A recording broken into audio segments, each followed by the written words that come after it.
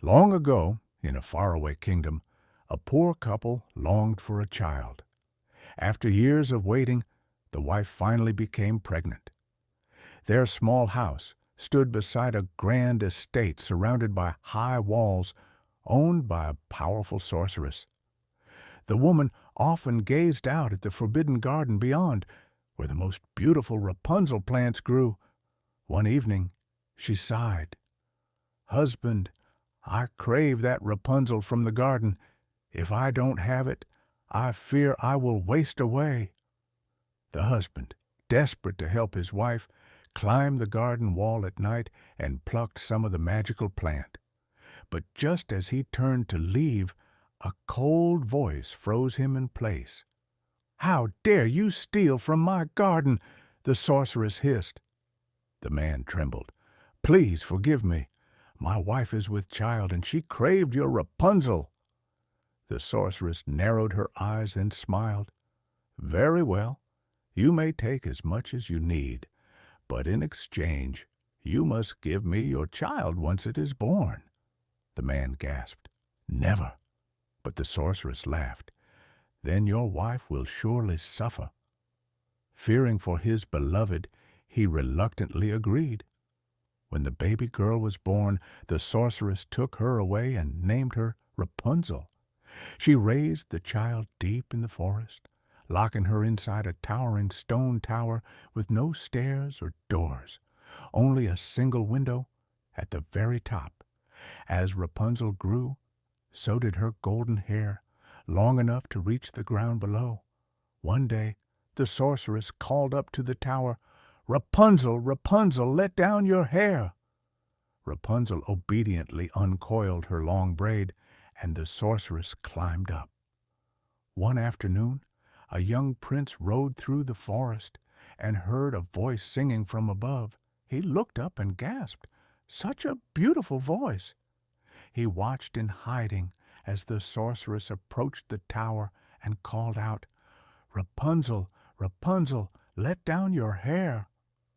The prince's eyes widened as he saw Rapunzel lower her golden braid, allowing the sorceress to climb up. "If she can do it, so can I," the prince thought. When night fell and the sorceress was gone, he stepped forward and repeated the words, "Rapunzel, Rapunzel, let down your hair." Curious, Rapunzel let her braid fall. As the prince climbed up, she gasped in shock. "You're not the sorceress?" The prince bowed. "No, fair maiden, I am a prince who has heard your song, and I had to see you for myself." Rapunzel had never seen anyone but the sorceress before. The two spoke for hours, and soon they fell in love. Night after night, the prince visited, bringing Rapunzel news of the outside world. One day, Rapunzel innocently asked the sorceress, "Why is it that you are so much heavier to lift than the prince?" The sorceress's eyes burned with fury. "You deceitful girl, you have betrayed me." With one swift motion, she seized a pair of shears and cut off Rapunzel's golden hair. "You shall never see him again," she snarled. That night, the sorceress waited in the tower with Rapunzel's cut braid. When the prince called, she threw down the golden locks.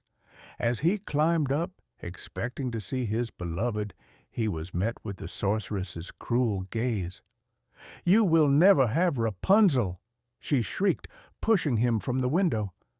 The prince fell into a bed of thorns, which blinded him.